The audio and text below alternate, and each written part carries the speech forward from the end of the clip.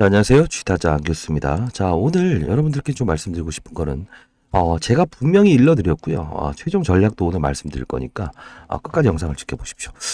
제가 이때 영상을 찍어드리면서, 1대 14라는 무상증자에 대한 함수를 반드시 해라.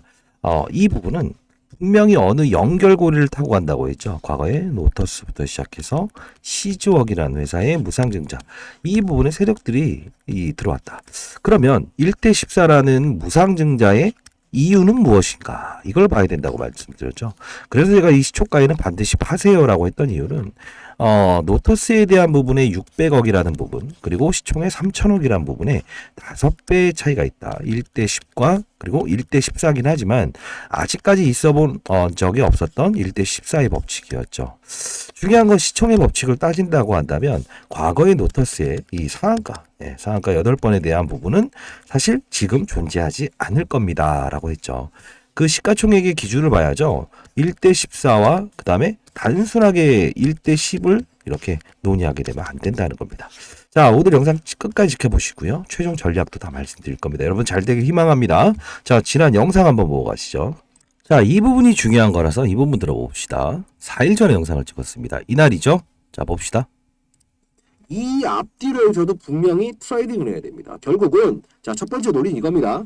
지금에 대해서 1대 14가 나왔으니 자, 트레이딩을 해야 됩니다라고 하죠. 당연히 상한가를 갈 겁니다. 상한가를 갈 겁니다. 중간에 풀리는 과정에서 어떤 행동을 보이냐에 따라서 수익률 격차는 완벽하게 다를 겁니다. 어떻습니까? 그쵸?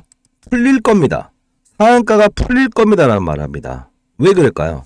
자, 이제 여러분들 영상을 집중하시기 바랍니다. 자, 이때에 대한 과거를 알아야 되는데, 자, 이때에 대한 부분은 1대 몇이죠? 14라는 건 지금 등장을 한 거고, 여기는 아리바이오의 지분을 인수합니다 건 때문에 오른 거 아닙니까? 오른 이유가 분명히 다르죠. 근데 제가 영상을 찍어 드릴 때 이 부분에 접근하라고 한 적이 있었습니다. 왜 그랬을까요? 예, 무조건 12월에는 어떠한 이벤트가 발생될 것 같습니다라고 했습니다. 어떠한 이벤트인지 저도 몰랐습니다. 주식시장의 미공개 정보를 이용할 수는 없죠. 가장 중요한 건 이 부분에서 자, 여기서부터의 거래량을 소화시킬 수 있는 부분은 매집이에요. 자, 근데 중요한 거는 이 대주주의 지분이 50%가 넘지 않습니까? 그쵸? 자, 50%가 넘는다. 자, 그러면 얘네들의 지분을 여기서 20%를 추가적으로 매집을 했으면 70%가 잠겨 있죠. 자, 그러면 단순한 논리로 여러분들한테 매집이 일어났으니 주가를 띄울 거다. 이 말씀을 드리는 게 아니에요. 11월 6년마다 사이클이 있는데요.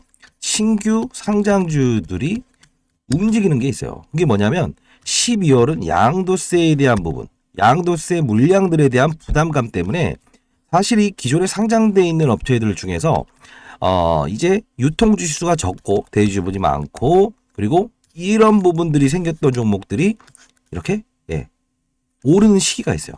그래서 최근에 보면 신규 상장주들이 많이 올랐잖아요. 이 종목도요. 신규 상장주처럼 어떻게? 맞아요. 물량이 잠겨 있는 종목들을 끌어올릴 수 있는 마지막 시즌이라는 겁니다.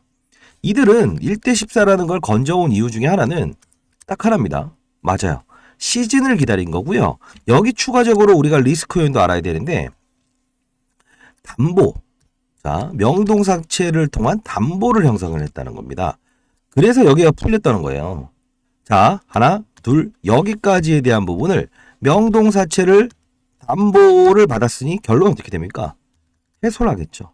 근데 여러분들 중에 명동사채 담보대출을 받더라도 전자공시사항이 아닌가요? 라고 할까봐 제가 말씀드립니다. 자, 보통요, 증권회사에서 일반적인 담보대출을 하게 되면 이 부분은 오케이, 공시사항입니다. 자, 두 번째는 법인으로 등록되어 있는 명동사채를 통했을 때도 전자공시사항입니다. 근데 반대로 개인 대 개인의 계약 이걸 지점을 가서 둘이 성립했을 때는 금전소비 대차 계약이 돼버리죠. 질권은 설정하지만 그러면 증권회사 지점에 있는 브로커한테 이 가격이 오면 파세요라고 합니다. 그거는 공시사항이 아닙니다. 이해되셨어요? 자, 이런 부분들. 그래서 나중에 흘러나오는 거 대주주가 담보대출 받아서 흘러나왔습니다. 나중에 나오는 경우 있죠. 불법인가요? 불법 아닙니다. 개인 대 개인에 대한 계약이기 때문에. 그쵸? 자, 이 비율이 원래는 이 부분을 깨게 되면 나올 수 있는 분위기였다고요. 그쵸? 근데 주가를 끌어올리죠. 11월이라는 어떠한 특수한 이벤트, 신규 상장주나 대주 지분이 많은 종목들을 끌어올릴 수 있는 환경을 여기서 제공을 한 거고요. 마지막에 이 부분은 1대 14든 1대 50이든 뭐 상관없습니다. 그냥 한 겁니다. 주가를 끌어올리기 위해서. 그쵸? 자, 우리는 전략대로 가야 된다. 상한가에 파세요. 아까 영상 보셨죠? 팔고 사고. 그리고 나선 리바운딩에는 파세요라고 했죠. 하루에 제가 말씀드렸죠. 여기에 대한 부분은 분명히 무조건 11월 동안은 움직일 겁니다. 라고 했고 재료가 나왔죠. 팔고 파고. 몇 프로요? 하루 안에 수익을 낼 수 있는 게 적어도 50%가 넘었죠. 무시하시면 안 됩니다. 절대. 자, 하루에도 50%의 변동성을 줄 수 있는 종목이다. 그러면 급등주라고 하죠. 그리고 작전주죠. 세 번째, 특수 어떤 이벤트 관련주죠. 1대 14입니다. 그렇죠? 반드시 그들 머리 위에서 놀기 시작해야 된다는 겁니다. 자, 그러면 명동사채에 대한 부분의 가격은 여기와 추가담보대출 받았죠. 어느 부분을 깨게 되면 급락 이후에 반등이 올 겁니다. 오늘 장중에도 한번 해소시킨 다음에 이렇게 됐죠. 또 받을 겁니다. 지금 현재 제가 아는 이유는 제가 20년 동안 자사운용사에서 펀드 매저를 했고요. 15년 동안은 스타 펀드 매저를 했습니다. 1000억을 운용했습니다. 제가 이런 종목에 개입된 적은 없었습니다. 다만 100억을 다루는 스몰컵 매니저 어린애들은요. 기본적으로 본인들이 투자하는 종목들이 작은 종목들이기 때문에 대주주가 담보대출을 일으킨 건 아닌가 이것 때문에 확인을 해요. 그러다 보니 여러분들에게 아하 이런 부분은 피해 가십시오. 추가 사실이 발생됐습니다라고 했고 이거는 이벤트 논리 아닙니까? 국내적인 이벤트. 그렇죠? 자, 이제 그들의 머리 위를 한번 칠 수 있는 단계는 다시 한번 남아있다. 다만 이 축제 지금 수익을 내신 분들은 저한테 이렇게 하더라고요. 네가 뭘 아는가? 문자로 뭐 꼴값지 않은 얘기하지 마라. 이게 얼마나 대단한 건가? 아리바이오가 임상 3상이고 1235명의 환자 다 압니다. 다 알고요. 다만 그런 논리 때문에 올라간 게 아니라는 거죠. 1대 14. 그러면 15주 들어옵니다.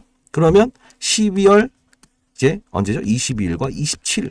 그렇죠? 권리락일 때 3천억을 기준으로 했을 때 15로 나누게 되면 200억 밖에 안 되죠. 적은 힘으로 들었다 냈다 할 거라고요. 물량 소화를 충분히 할 겁니다. 나중에 담보대출 깨진 상태에서는 과거의 노터스 같은 경우 그 다음에 또 뭐 있죠? 에디슨 이브 있죠? 가다가 쪄마갑니다. 이게 제일 난감한 그림이 나올 수 있습니다. 자, 상단에 나와 있는 전화번호입니다. 010-4822-8706 여기로 구독이라고 보내주세요. 구독 보내주시면 자 구독자분들이 뭔가 이제는 제 말을 듣고 달라지려고 하는구나라고 느낄 것 같아요. 제 구독층의 대부분을 보면 제가 올해 54살입니다. 제 또래이거나 저보다 더 연령대가 많아요. 그런 분들은 연륜이 있지 않습니까? 그렇죠? 그 연륜을 반대로 사용하려고 하지 마세요. 방법을 몰랐다고 한다면 그 방법론에 접근하시기 바랍니다. 자, 제가 전략 자료집 하나 모아놨는데요. 자, 소록스 명동사채 담보대출 평단가 정리라고 했습니다. 사실 이거 이 영상에서 노출하는 게 상당 부분 좀 그럽니다. 왜? 이 부분이 노출되면 상당 부분 논란을 일으킬 것 같아요. 그래서 이 정리해 놨습니다.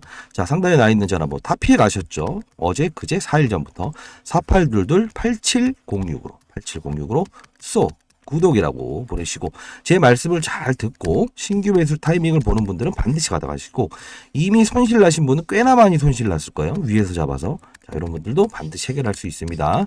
아직 보도되지 않은 자료는 이 부분은 하나의 악재입니다. 우리가 호재를 즐길 수는 없지만 악재라는 부분은 피해가야죠. 자, 상단에 나와 있는 전화번호입니다.